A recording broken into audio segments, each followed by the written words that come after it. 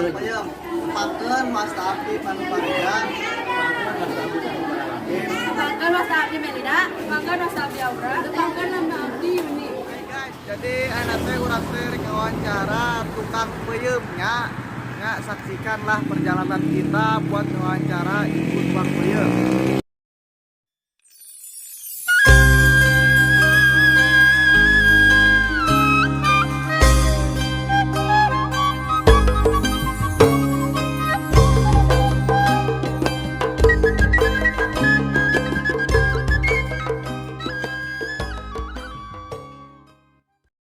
Bu, kawit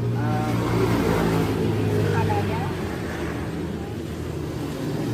umur ibu seberapa? 5 warung.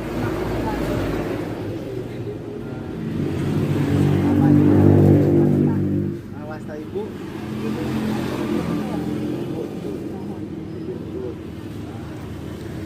Naon wae bahan anu disiapkeun nganggo ngadamel peyem teh? Sambel, nasi. Terus di mana biasanya ibu meser bahan-bahan seperti lasan. Ngabantu ibu ngajualan peyem. Kiraha ibu ngajualan peyem. Tos 20 warung. Naon alasan ibu milih dagang peyem? Nah, eta tos pada belah ibu